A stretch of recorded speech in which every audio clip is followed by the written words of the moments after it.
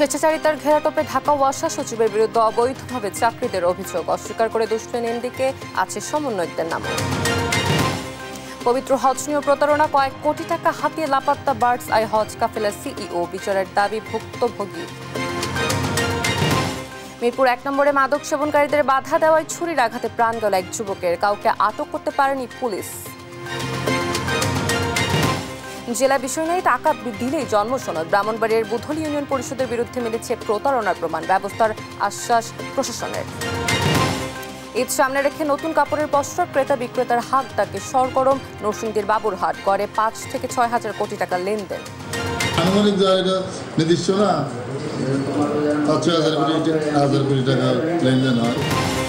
তরমুজের ফলনে হাসি ভোলার কৃষকের মুখে, স্থানীয় চাহিদা মিটে যাচ্ছে সারা দেশে, আবাদে আগ্রহ বাড়ছে বলছে কৃষি বিভাগ। এবং বাংলাদেশের ফুটবল অনন্য উচ্চতায় পৌঁছাবে আশা বাফুফের সভাপতি, ইউনাইটেড কমার্শিয়াল ব্যাংকের সঙ্গে 5 বছরের চুক্তি।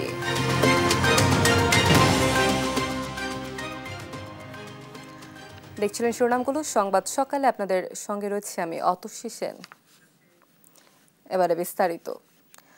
রাতারাতি 150 জনকে ঢাকা ওয়াসায় অবৈধভাবে চাকরি দিয়েছেন প্রতিষ্ঠানটির সচিব মশিউর রহমান।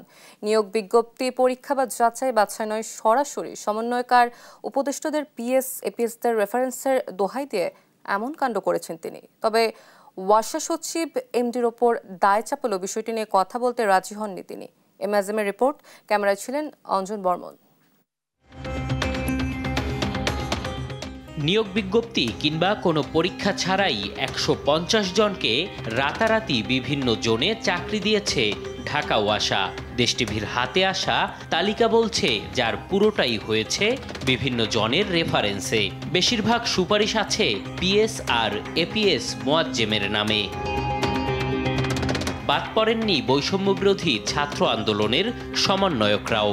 6 জনের নিয়োগ দেয়া হয়েছে সমন্বয়ক তৌহিদের সুপারিশে। সমন্বয়ক নুসরাত তাবাসসুম ও নাজবুলের নামও আছে রেফারেন্স দাতার তালিকায়। এই তো কদিন আগেই শিক্ষা প্রতিষ্ঠানে ভর্তি আর চাকরির ক্ষেত্রে মেধাকে বহাল করতে বুলেটের সামনে বুক পেতে রক্ত ঝরিয়েছেন হাজারো ছাত্র জনতা। সে রক্তের দাগ না শুকোতেই মেধা তো দূরে থাক, কোটাতেও নয়, সরাসরি রেফারেন্সে হয়েছে চাকরি। সে রেফারেন্সদাতাদের তালিকায় নাম রয়েছে সমন্বয়কদের।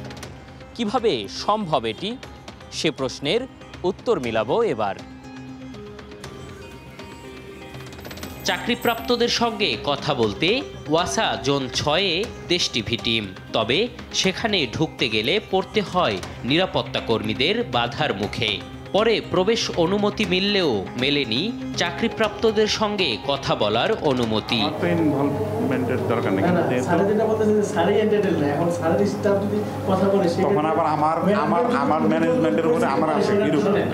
এবার তালিকা ধরে মোবাইল ফোনে কথা বলি আমরা।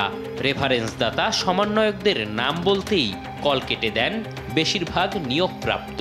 যে সমন্বয়ক তৌহিদ, উনি কি হয় আপনার? আপনি কি তার রেফারেন্সে ছিলেন? হ্যালো হ্যালো হ্যালো সুপারিশদাতার তালিকায় নাম দেখে অবাক সমন্বয়ক তৌহিদ। তার দাবি এমন কোনো সুপারিশ করা হয়নি সমন্বয়কদের পক্ষ থেকে। এখন যদি আমাদের নাম এখানে আসে তাহলে এটা ওয়াসা কর্তৃপক্ষ জানবে যে কেন আমাদের নাম আসলো। আমরা ওয়াসা তো এরকম ভাবে কারোর জন্য সুপারিশ করি না, এটা তো কোথায় হইলো, বৈষম্যই হইলো। তাহলে কি সমন্বয়ক আর পিএস এপিএস এর রেফারেন্সের আড়ালে ফায়দা লুটছে খোদ ওয়াসা? জানতে ওয়াসা সচিবের মুখোমুখি দেশ টিভি টিম। তার দাবি সবকিছু করেছেন ওয়াসার এমডি, শুধু স্বাক্ষর করেছেন তিনি। এইটা টোটালটা হচ্ছে মানে একেবারে এ টু জেড প্রক্রিয়াটা হচ্ছে এমডি স্যারের। আপনি এমডি স্যার আছেন, একটু স্যারের সাথে কথা বলুন, তাহলে আপনি ক্লিয়ার হয়ে যাবেন। এই প্রক্রিয়াটাই তো আপনার সাথে হয়েছিল। এটা তো আমি তো সিগনেটারি অথরিটি। বিষয়টি সম্পর্কে জানতে এবার ওয়াসার এমডির দপ্তরে দেশ টিভি টিম। তবে পূর্ব অনুমতির দোহাই দিয়ে কথা বলেননি তিনি। স্যার যেটা বললো যে আমাদের কোনো অ্যাপয়েন্টমেন্ট তো নেয় না, হুট করে এসে তো বললে তো আমি কথা বলতে পারি না, বা আমি এখন তো আর এত ফ্রি না যে এখন আজকে কথা বলতে। অস্থায়ী বা মাস্টার রোলে কর্মচারী নিয়োগ না করার জন্য অর্থ মন্ত্রণালয় 2018 সালে নির্দেশনা জারি করে, তবে তা অমান্য করে চাকরি দিয়ে যাচ্ছে ওয়াসাসহ অনেক প্রতিষ্ঠান। এম এ আজিম, দেশ টিভি, ঢাকা। মাত্র ৯৯,০০০ টাকায় ওমরা হজ। শাহজালাল বিমানবন্দরের ডোমেস্টিক টার্মিনাল এমন চটকদার বিজ্ঞাপন দিয়ে প্রতারণা করে বার্ডস আই হজ কাফেলা নামের প্রতিষ্ঠান। এর মধ্যে কয়েক কোটি টাকা হাতিয়ে লাপাত্তা প্রতিষ্ঠানটির সিইও রাজীব মাহমুদ। বন্ধ হয়ে গেছে প্রতিষ্ঠানটির অফিসও। মনিরুল ইসলামের ক্যামেরা, আলিমুজ্জামান সাফনের রিপোর্ট। মোহাম্মদ আহনাফ জাবির ১৩ বছর বয়সী বাবা হারায় কিশোরের স্বপ্ন ভাই ও মাকে নিয়ে ওমরা হজ করবেন। জাবিরের মা মার্জিনা বেগম সন্তানের স্বপ্ন পূরণে তিলে তিলে জমিয়েছেন অর্থ। তবে সব স্বপ্ন ধূলিসাৎ হয়ে গেছে বার্ডস আই হজ কাফেলা নামের এজেন্সির প্রতারণায়। উমরা প্যাকেজের নামে কয়েক কোটি টাকা হাতিয়ে পালিয়ে গেছেন কোম্পানির মালিক রাজীব মাহমুদ। ফেসবুকে ওদের অ্যাডটা দেখলাম। অ্যাড দেখার পর আমার আম্মু অনেক খুশি হলো, অনেক কম টাকায় আমরা উমরা যেতে পারবো এবং ইত্তেকাফে বসতে পারবো। 2 ছেলে আমার, ওর বাবা নাই, এখন এতিম বাচ্চাদেরকে ফেলে কিভাবে যাব? 2টা ছেলেকে সাথে নিব, এই ছিল আমার স্বপ্ন। বার্ডস আই ফ্লাই হজ কাফেলা মানুষকে টাকা নিয়ে প্রতারিত করছে, এটা দেখে আমার মাথা ঘুরে গেল। আমি ইনস্ট্যান্ট, আমি তখন কোরআন পড়তেছিলাম, আমার একটা টিচার ছিল বাসা, ওই টিচারকে নিয়ে, ম্যাডামকে নিয়ে আমি চলে আসলাম। শুধু আহনাফের পরিবারই নয়, হেলিকপ্টার সার্ভিসের আড়ালে রাজীবের প্রতারণার শিকার হয়েছেন অনেকেই। তাদের অভিযোগ, এয়ারপোর্টের মতো বিশ্বস্ত জায়গায় অফিসকে ঢাল হিসেবে ব্যবহার করে প্রতারণা করেন রাজীব। এই বার্ডস আই হজ কাফেলা থেকে আমরা টাকা জমা দিয়েছি, এটা যে সিইও রাজীব, তার কাছে টাকা জমা দিয়েছি। আজকে এই শতাধিক লোক তাদের আমাদের বারবার টিকিটের ডেট পরিবর্তন করেও আমাদেরকে পাঠায় নাই। ঢাকা ডোমেস্টিক কাউন্টার ওদের অফিস। আমরা এই সুবাদে আমাদের ফ্যামিলি 4 জন সহ আমরা প্রায় 4 লক্ষ টাকার মতো এখানে দেওয়া হয়েছে। এজেন্সির কোনো নিবন্ধন ছাড়াই শাহজালাল বিমানবন্দরের ডোমেস্টিক টার্মিনালে অফিস বসিয়ে প্রতারণার ফাঁদ পেতেছিলেন বলে জানান association of travel agents of Bangladesh এটাপ সভাপতি। বিমানবন্দরের মতো একটি জায়গায় লাইসেন্স ছাড়া কিভাবে একটা অফিস তারা দীর্ঘদিন যাবৎ করলো, প্রশাসনের একেবারেই নাকের ডগায়। ওমরায় পাঠাতে হলে তাদেরকে ওমরার লাইসেন্স নিতে হবে ধর্ম মন্ত্রণালয় থেকে। ধর্ম মন্ত্রণালয়ে ওমরার লাইসেন্স দেওয়া, হজের লাইসেন্স দেওয়া বন্ধ আছে প্রায় 8-10 বছর যাবৎ। তাহলে এই প্রতিষ্ঠানটা কিভাবে ওমরায় যাত্রী পাঠাচ্ছে? তার লাইসেন্স নাই, ট্রাভেল এজেন্সির লাইসেন্স নাই। প্রতারণার মামলায় রাজীবের স্ত্রী গ্রেফতার হলেও ট্রাভেল এজেন্সির হোতারা এখনও ধরাছোঁয়ার বাইরে। আলিমুজ্জামান সাফওয়ান, দেশ TV, Dhaka.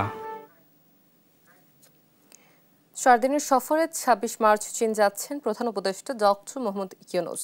Forum for Asia কনফারেন্সে অংশ নেওয়ার পাশাপাশি 28 মার্চ চীনের প্রেসিডেন্ট শি জিনপিং এর সঙ্গে বৈঠক করবেন তিনি। রোববার এই তথ্য জানান প্রধান উপদেষ্টার প্রেস সচিব। আর ডেপুটি প্রেস সচিব জানান, আইন শৃঙ্খলা পরিস্থিতি নিয়ে সোমবার পুলিশের 127 উচ্চপদস্থ কর্মকর্তার সঙ্গে বৈঠক করবেন প্রধান উপদেষ্টা। ফাহিম ইউসুফের প্রতিবেদন। ফোরাম ফর এশীয় কনফারেন্সে অংশ নিতে 4 দিনের সফরে আগামী 26 মার্চ চীন যাচ্ছেন প্রধান উপদেষ্টা ডক্টর মোহাম্মদ ইউনূস। এর আগে রোববার তার সঙ্গে সাক্ষাৎ করেন দেশটির রাষ্ট্রদূত ইয়াও ওয়েন। এ সময় সফরের বিভিন্ন দিক নিয়ে আলোচনা হয়। এ সফরে 28 মার্চ চীনের প্রেসিডেন্ট শি জিনপিংয়ের সঙ্গে বৈঠক করবেন প্রধান উপদেষ্টা। সেই সঙ্গে দেশটির উচ্চপদস্থ কর্মকর্তাদের সঙ্গেও বসবেন তিনি। এছাড়া পিকিং ইউনিভার্সিটিতে সম্মাননা গ্রহণের পাশাপাশি বক্তব্য রাখবেন ডক্টর মোহাম্মদ ইউনূস। রোববার বিকেলে রাজধানীর ফরেন সার্ভিস একাডেমিতে এক ব্রিফিংয়ে এসব তথ্য জানান প্রধান উপদেষ্টার প্রেস সচিব শফিকুল আলম। প্রেসিডেন্ট শি জিনপিংয়ের সাথে 28 তারিখে ইন্টারিম গভর্নমেন্টের তরফ থেকে ফোকাসটা থাকবে যে চাইনিজ কোম্পানিগুলো যাতে বাংলাদেশে এসে তাদের ফ্যাক্টরিগুলোকে রিলোকেট করে। প্রশ্নের জবাবে তিনি জানান, রাষ্ট্র সংস্কার প্রক্রিয়ার পুরোটা দেশীয় অংশীজনদের নিয়ে হবে। এতে হস্তক্ষেপ নয়, আন্তর্জাতিক সম্প্রদায়ের সমর্থন থাকবে। পুরো প্রসেসটাই তো আপনারা দেখছেন, এটা একটা হোম গ্রোন। তবে বিদেশি যারা আমাদের যারা ভালো পার্টনার আছেন, আমাদের ওয়েল উইশার আছেন, তারা আমাদেরকে তাদের সাপোর্টের কথাও জানিয়েছে। নির্ধারিত 2026 সালে এলডিসি উত্তরণের কথাও জানান প্রেস সচিব। সিপিডির আশঙ্কা নাকচ করে দিয়ে তিনি বলেন, এলডিসি উত্তরণের পর অর্থনীতি আরও ভালো হবে। সিপিডি বলেছে, আমরা এটার সাথে একমত না। আমরা মনে করি বাংলাদেশের ইকোনমি যথেষ্ট সক্ষম এই এলডিসি গ্র্যাজুয়েশনের জন্য। এ সময় আইনশৃঙ্খলা পরিস্থিতি নিয়ে সোমবার পুলিশের 127 উচ্চপদস্থ কর্মকর্তার সঙ্গে প্রধান উপদেষ্টা বৈঠক করবেন বলে জানান ডেপুটি প্রেস সচিব। 127 জন কর্মকর্তা আগামীকাল এই বিশেষ মিটিংয়ে, বিশেষ সভায় প্রধান উপদেষ্টার কার্যালয়ে প্রধান উপদেষ্টার সাথে বৈঠক করবেন। ফাহিম ইউসুফ, দেশ টিভি, ঢাকা। ঢাকা জেলা ছাড়া দেশের বাকি 63 জেলায় যথাযোগ্য মর্যাদার সাথে কুচকাওয়াজ আয়োজন ও বীর মুক্তিযোদ্ধাদের সংবর্ধনা প্রদানের সিদ্ধান্ত নিয়েছে অন্তর্বর্তী সরকার। সন্ধ্যায় প্রধান উপদেষ্টার কার্যালয়ের প্রেস উইং থেকে বিষয়টি নিশ্চিত করা হয়েছে। বলা হয়, 26 মার্চ স্বাধীনতা দিবসে এবছর কুচকাওয়াজ অনুষ্ঠিত হবে না বলে প্রকাশিত খবরটি সত্য নয়। ঢাকার জাতীয় স্টেডিয়ামের সংস্কার কাজ চলমান থাকায় গত কয়েক বছরের ন্যায় এবছরও ঢাকায় কুচকাওয়াজ আয়োজন সম্ভব হচ্ছে না। তবে দেশের বাকি 63 জেলায় যথাযোগ্য মর্যাদার সাথে কুচকাওয়াজ আয়োজন ও বীর মুক্তিযোদ্ধাদের সংবর্ধনা প্রদান করবে অন্তর্বর্তী সরকার। এ বিষয়ে প্রয়োজনীয় পদক্ষেপ গ্রহণ করতে সব জেলা প্রশাসককে প্রয়োজনীয় নির্দেশনা প্রদান করা হয়েছে বলেও জানায় প্রধান উপদেষ্টার প্রেস উইং।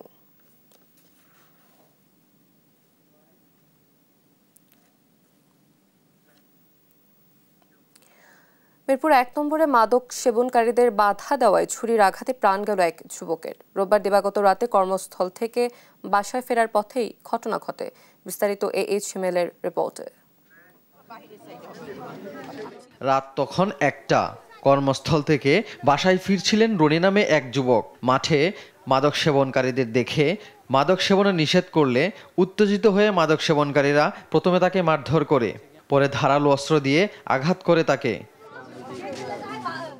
স্থানীয়রা জানায়, হঠাৎ চিৎকারের শব্দ শুনে বাসা থেকে বের হয়ে দেখেন কয়েকজন যুবক রনি নামে ওই যুবককে মারছে। এক পর্যায়ে ছুরি দিয়ে আঘাত করে পালিয়ে যায় খুনিরা। পরে দৌড়ে রাস্তার পাশে একটি দোকানে গিয়ে পড়েন ওই যুবক। স্থানীয়রা তাকে সোহরাওয়ার্দী মেডিকেল কলেজে নিয়ে গেলে চিকিৎসক তাকে মৃত ঘোষণা করেন। ঘটনায় ক্ষোভ জানিয়ে খুনির দৃষ্টান্তমূলক শাস্তির দাবি জানান এলাকাবাসী। চেয়ার দিয়ে বাড়ি দেওয়ার পরে ও ব্যথা পাইছে, অনেকটা ব্যথা পাওয়ার পরে দৌড় দিছে পরে ওইখানে পড়ে গেছে, পড়ার পরে ওরে মারছে। বলছে যে তুমি এলাকায় বাবার ব্যবসা করবা না, কতদিন পোলাপান নিয়ে নষ্ট করবা না, ভালো হয়ে যাও। বাধা দিছে দেখে এই ছেলেরা খুন করছে। আমরা বিচার চাই, কথাটা বুঝছেন? বাবার ব্যবসায় এটির শাস্তি হোক। খবর পেয়ে পুলিশ ও সেনাবাহিনী ঘটনাস্থলে যায়। পুলিশ জানায়, কে বা কারা খুন করেছে তা এখনো জানা যায়নি। উভয় পক্ষের পরিচয় এখনো তদন্তাধীন আছে, তাদের তদন্ত পরে এটা আসলে আমরা সঠিক বলতে পারবো। আটক এখনো আমরা খুঁজতেছি, আমাদের অভিযান অব্যাহত আছে। যারা এখানে তাকে করছে, চুরিঘাত করছে, তাদের বিষয়ে আমরা তদন্ত করতেছি। এ বিষয়ে আইনি প্রক্রিয়াধীন চলমান রয়েছে। দেশ টিভি, ঢাকা। যশোরে ধর্ষণে ব্যর্থ হয়ে মা ও শিশু দুজনকে ছুরিকাঘাত করেছে হাসান আলী নামে প্রতিবেশী এক যুবক। রোববার রাত 11:30টার দিকে শহরের নিউ মার্কেট গাবতলা একটি বাড়িতে ঘটনা ঘটে। প্রতিবেশী হওয়ার সুবাদে ওই বাড়িতে হাসান আলীর যাতায়াত ছিল। রাতে মোবাইল চার্জ দেওয়ার নাম করে বাড়িতে প্রবেশ করে হাসান সহ অজ্ঞাত আরও কয়েকজন ঘরে থাকা 4 বছরের শিশুর গলায় ছুরি ধরে তার বাক্যে ধর্ষণের চেষ্টা করে। এ সময় আত্মরক্ষার্থে চিৎকার দিলে শিশুটির গলায় এবং তার মায়ের হাতে ছুরিকাঘাত করে পালিয়ে যায় হাসান সহ অন্যান্যরা। পরে তাদের উদ্ধার করে যশোর জেনারেল হাসপাতালে ভর্তি করা হয়।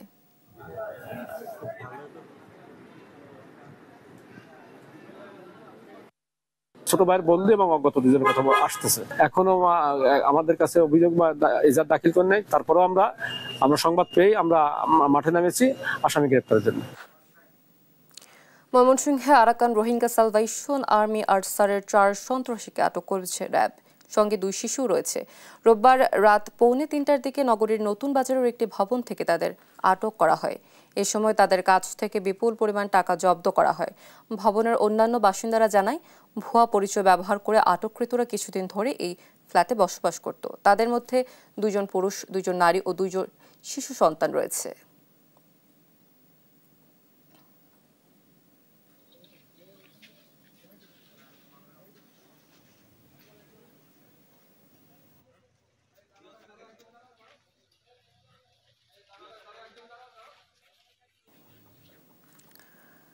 রাজধানীর শান্তিনগরে মধ্যরাতে ৮-১০ জনের চাঁদাবাজি দল একটি বাসায় প্রবেশ করে, পরে ৫ লক্ষ টাকা চাঁদা দাবি করে। ভুক্তভোগীর স্ত্রী জানায়, অপরিচিত কিছু ব্যক্তি তার স্বামীর কাছে এ চাঁদা দাবি করে। পরে এলাকাবাসী ঘটনাস্থলে উপস্থিত হলে পালিয়ে যায় ৫-৬ জন, ধরা পড়ে ৪ জন। পরে এলাকাবাসী গণপিটুনি দিয়ে পুলিশের কাছে হস্তান্তর করে চাঁদাবাজদের। তাদের বিরুদ্ধে আইনগত ব্যবস্থা নেওয়া হচ্ছে। তদন্তের পর অভিযোগের সত্যতা পাওয়া যাবে বলে জানায় পুলিশ।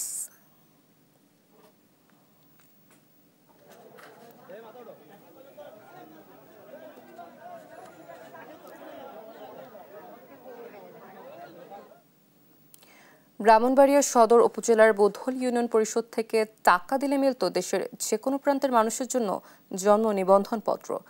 বছরের পর বছর ধরে চলা এমন ঘটনায় একে অপরকে দায়ী করছেন পরিষদ সংশ্লিষ্টরা। এই ঘটনায় ইউপি চেয়ারম্যান জেলা প্রশাসকের কাছে ইউনিয়ন পরিষদের প্রশাসনিক কর্মকর্তার বিরুদ্ধে লিখিত অভিযোগ করেন। আর জেলা প্রশাসক জানালেন, প্রাথমিক তদন্তে মিলেছে জালিয়াতির প্রমাণ। সহকর্মী মেহেদিনুর পরশের পাঠানো তথ্যছবিতে বিস্তারিত জানাচ্ছেন শামীম হোসেন।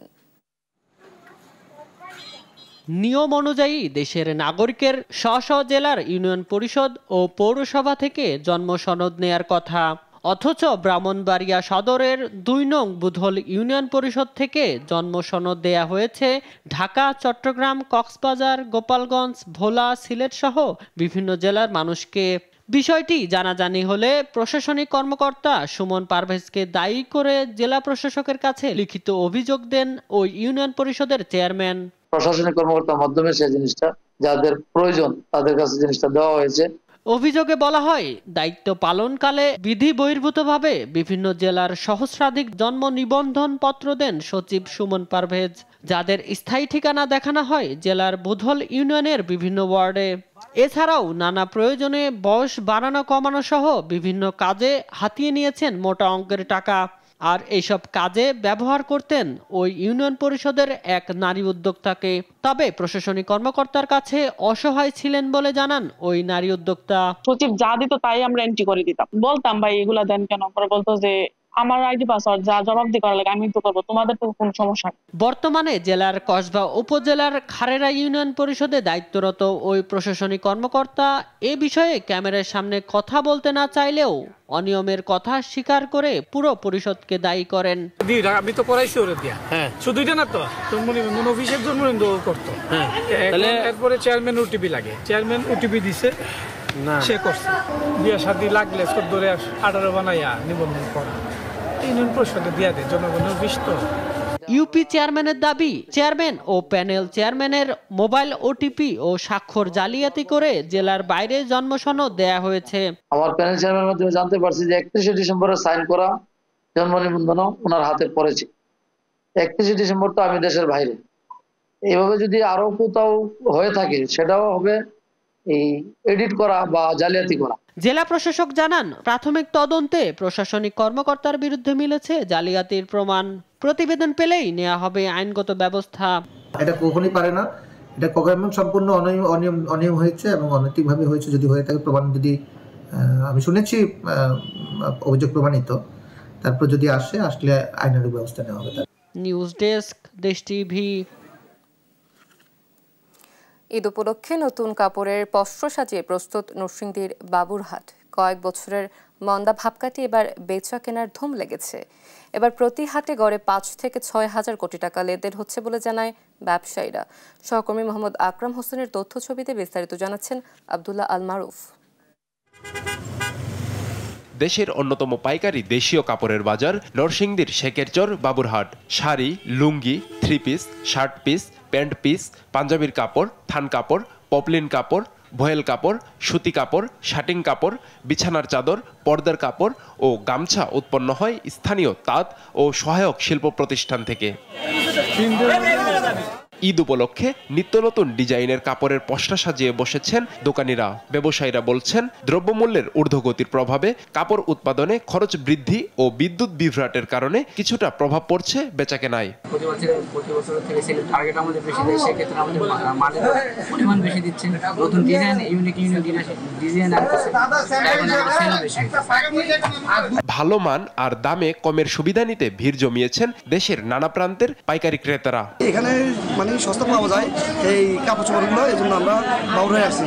এবারের ঈদ মৌসুমে প্রতি হাটে গড়ে 5 থেকে 6 হাজার কোটি টাকা লেনদেন হচ্ছে বলে জানান স্থানীয় ব্যবসায়ী নেতারা। ঈদ সিজনে তো সবসময় ভালো হয়, তাই আনুমানিক জায়গা নির্দিষ্ট না, 5,000 কোটি টাকা লেনদেন হয়। প্রাচ্যের ম্যানচেস্টার খ্যাত শেখেরচর বাবুরহাটে দেশীয় কাপড়ের পাইকারি দোকানের সংখ্যা প্রায় 5,500। বৃহস্পতি, শুক্র ও শনিবার 3 দিন বেচা কেনা হয় এই বাজারটিতে।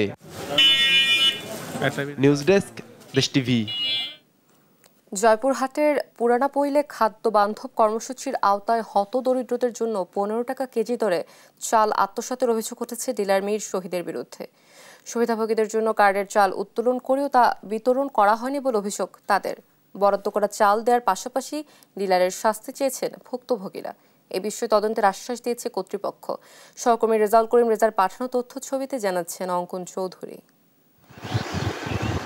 খাদ্যবান্ধব কর্মসূচির অধীনে 637 হতদরিদ্র পরিবারকে 30 কেজি চাল দেওয়ার নিয়ম থাকলেও 2023 সালের নভেম্বরের পর থেকে প্রায় 10টি পরিবারকে কোনো ধরনের চাল দেওয়া হয়নি।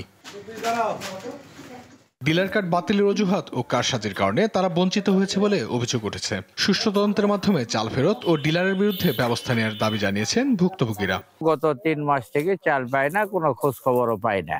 23 সালে চাল পাইছি, কিন্তু 2024 সাল থেকে এখন পর্যন্ত আমরা কোনো চাল পাইনি। গেছি কয়েকদিন, ঘুরেছি ফিরেছি, পাইনি। আমি শুনতেছি অনেকের মুখে কিন্তু কার্ডটা বাতিল হয়ে গেছে। তবে সব অভিযোগ অস্বীকার করেছেন ডিলার মীর শহীদ। কোনো কার্ড বাতিল হয়নি, না যেটা আছে ওইটাই বাতিল করেনি, যে অবস্থা আছে ওই অবস্থায়। অভিযোগ স্বীকার করে বিষয়টি ঊর্ধ্বতন কর্তৃপক্ষকে জানানোর আশ্বাস দিয়েছেন স্থানীয় ইউপি চেয়ারম্যান। আমরা তদন্ত করে সেই অনিয়মটা ধরতে পারি, আমি উপর মহলে জানাবো। ইউনো স্যার আছে, ডিসি স্যার আছে, তাদের মাধ্যমে তার ডিলারশিপটা বাতিল করার চেষ্টা করব।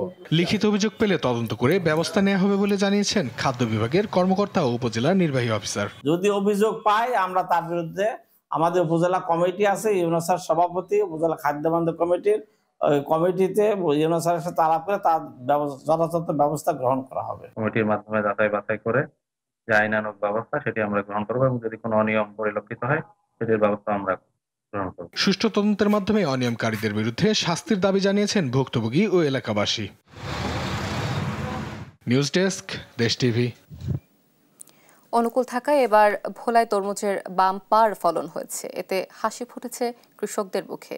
চলতি মৌসুমে হেক্টর প্রতি তরমুজ উৎপাদন হয়েছে 12 থেকে 7 মেট্রিক টন। এসব তরমুজ স্থানীয় চাহিদা মিটিয়ে বিক্রি হচ্ছে ঢাকা, বরিশাল, কুমিল্লা ও চট্টগ্রাম সহ দেশের বিভিন্ন জেলায়। ছোটন সাহার রিপোর্টে জানাচ্ছেন নুসরাত শোভা। ভোলার বিস্তীর্ণ ফসলের মাঠ এখন তরমুজে ভরপুর। রোগ ও পোকার আক্রমণ না থাকায় এবং অনুকূল আবহাওয়ায় এবার তরমুজের বাম্পার ফলন হয়েছে।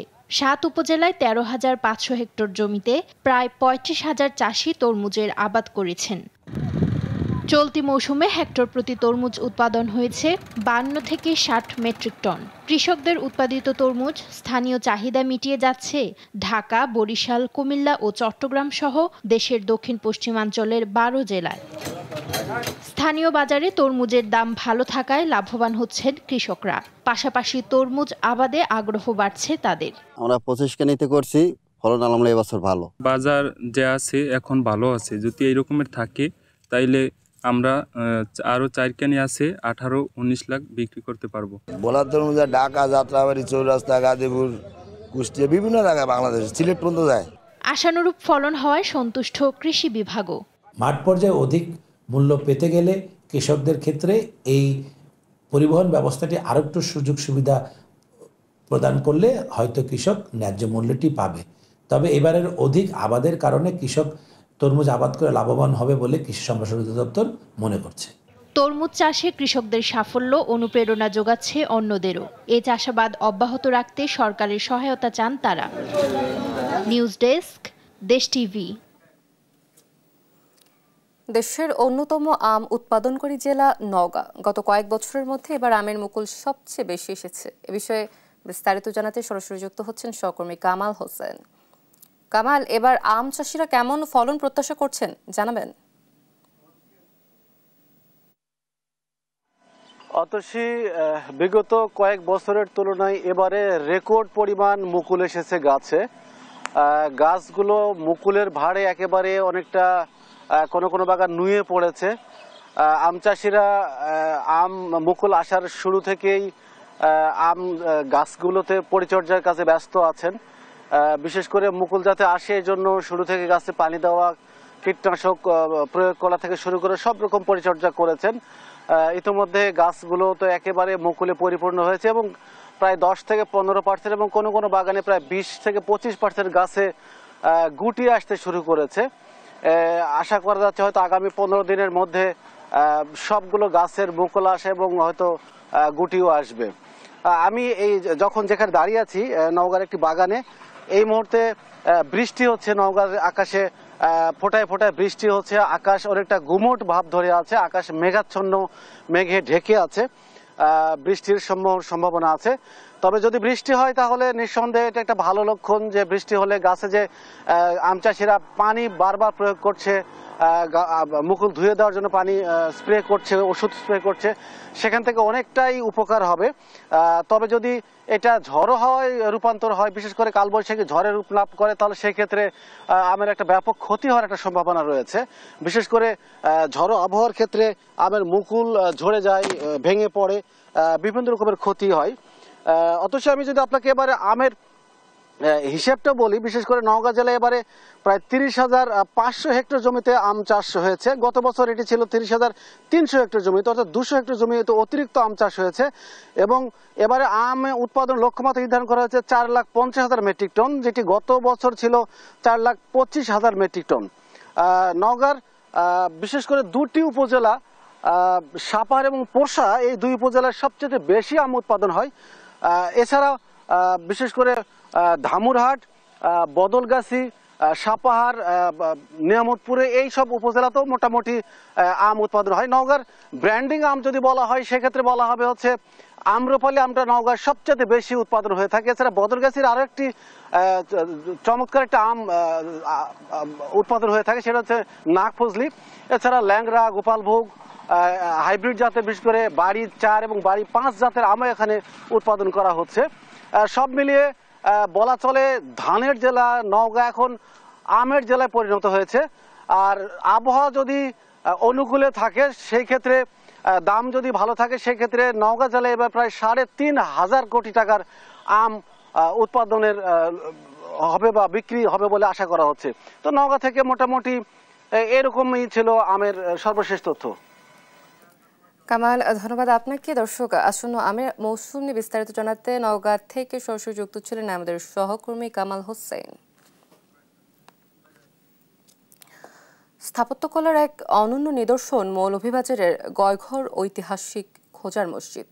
দেয়ালের শুভ্র রঙে দূর থেকেও জ্বলজ্বল করে প্রায় 600 বছরের প্রাচীন মসজিদটি।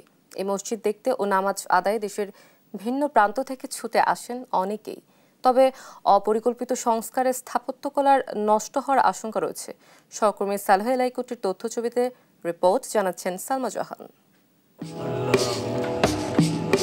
প্রায় 600 বছরের প্রাচীন স্থাপত্য শৈলীর সাক্ষী হয়ে দাঁড়িয়ে আছে মৌলভীবাজারের গয়ঘর ঐতিহাসিক খোজার মসজিদ। শহর থেকে প্রায় 5 কিলোমিটার দূরে মোস্তফাপুর ইউনিয়নের গয়ঘর গ্রামে অবস্থিত মসজিদটি সুলতান শামসুদ্দিন ইউসুফ শাহর আমলে হাজী আমরের পুত্র ও সেই সময়ের মন্ত্রী মজলিস আলম 1476 খ্রিস্টাব্দে নির্মাণ করে মসজিদটি।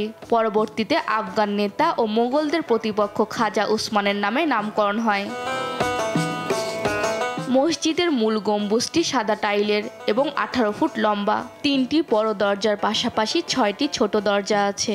ছাদের কাছাকাছি একটি ফুলের নকশা সহ আরবি শিলালিপি আছে। প্রত্যেক শুক্রবারে আমরা নামাজ পড়ি, শীতের দিনে মসজিদের ভিতরটা একটু গরম গরম লাগে আর গরমের দিনে ঠান্ডা লাগে। এটা তো গাইবি মসজিদ আপনার, এটাতে তো এলাকার মানুষ আমরা ওগুলোই মিলিয়ে এটা সংস্কার করিয়া কইছি আপনার, এটাতে বহু দূর দূরান্তেই মানুষ হয় আপনার।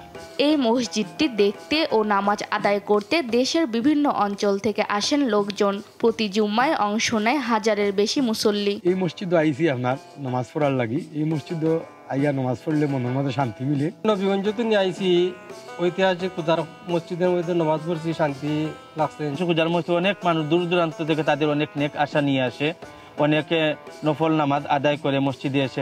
অনেকের ধারণা এই মুঘল আমলের মসজিদে ঐশিয়াতি পূজার মসজিদে এসে যদি নফল নামাজ আদায় করে তাহলে হয়তো তাদের মনে নেক বাসনা পূরণ হতে পারে। গ্রামবাসীদের মতে যখন মসজিদটি নির্মাণ করা হয়েছিল তখন এলাকাটি ঘন বনভূমিতে আবদ্ধ ছিল এবং বাঘের আনাগোনা ছিল।